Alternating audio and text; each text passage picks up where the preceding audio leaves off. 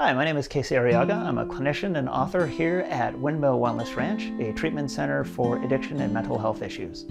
So a question a lot of people have coming into treatment is, what's the deal with trauma? Does everybody have trauma? Does it need to be treated? If so, how do we go about it? These can be really big questions because not everybody is aware of trauma in their life. Some people think of addiction itself as being a trauma reaction, and I don't know if that's 100% true, but I can say if you had zero trauma in your childhood, zero trauma coming into addiction, what happens in addiction itself will be traumatic, and that still needs to be treated if you want to have lasting recovery. At Windmill, one of the things that's really important to us is to make sure that we do identify and treat that trauma and make sure that that trauma treatment fits the individual. We really want to make sure that what we're doing is good for you, not just a blanket approach that we apply to everybody. So what's really important to us is to figure out what kind of trauma treatment is going to work best for the individual. So right off the bat, we want to make sure that we offer a number of different types of treatment. So I'm going to name a few of the big ones. One of the bread and butter ones that we want to use with everybody to some extent is cognitive behavior therapy. Now this is really well established. It's been around since the mid-20th century and we know how to do it really well. And that involves looking and saying, what are some of the beliefs that I came out of the trauma holding on to that may no longer serve me?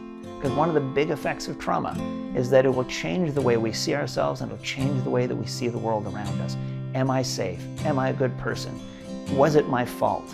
How am I going to get through this? Who am I now? Who are my people? Where do I find support? What is my role in the world after these things happen? And after some of the traumas that aren't talked about as much, like things that I've done, that can really shake up my sense of who I am. So the trauma techniques want to be able to address that. So what cognitive behavior therapy does is it gets us to look at what are those beliefs and how can I change them to more positive beliefs. So that will involve a lot of talk therapy, a lot of worksheets sometimes, doing some writing letters to myself, writing letters to my inner child, doing work on a whiteboard, just doing all these kinds of things that help me to understand how my beliefs have been altered, and then using well-established techniques to be able to alter them back to or into more positive beliefs. Because some of us have never known what it's like to feel positively about ourselves.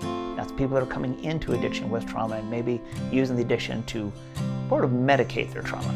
We want to teach better ways to go about doing that. Cognitive behavior therapy is really good at that. A lot of people are going to want to do deeper trauma processing. So I'll name a couple different ways we go about that. One is called EMDR. That stands for Eye Movement Desensitization and Reprocessing. That's a technique that's also really well established since the 1970s, although it works so well that at first people didn't believe it. So as a result, there's a ton of research about it showing how effective it is. Now, like everything, it's not perfect for everyone, but when it clicks, it can be amazing. Now, that technique does not involve as much talking.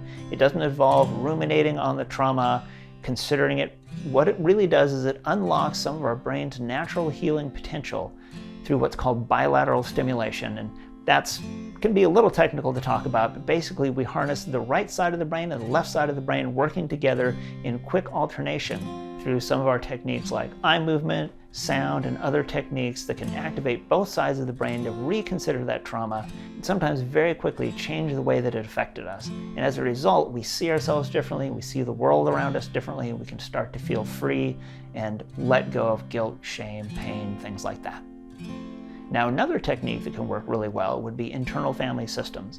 And this is a technique that if you've ever heard of inner child work or anything like that, some of these things that may sound a little funky, a little hokey, or maybe even just weird, but it works really well. And if people can get over that initial like, I'm not really sure what this is about, they actually can find that they really embrace it. And what's really cool about internal family systems, or IFS, is that it's a set of techniques that we as clinicians are going to be teaching you as the client so that you can take them home and use them yourself. You can use them in between sessions, and more people start to feel like they get to know themselves better and feel better about themselves, and then feel better about the things that have happened in their lives, including the things that they have done.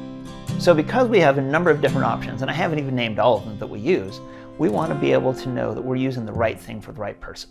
So to do that, we're going to sit down, get to know you in depth, and do a little bit of screening, like we might check for levels of dissociation, which is how much you tune out. We all do it some, but if you tune out a lot, IFS might be a better fit. If you tune out just a little bit, then EMDR might be a better fit. We'll probably do some cognitive behavior therapy with everybody, but over time we're going to get to really see which techniques work best, and sometimes blend some of those techniques in a custom fit that's going to work best for you. And that's what's important. When a parent gets sober, it can be hard to talk about what's happening.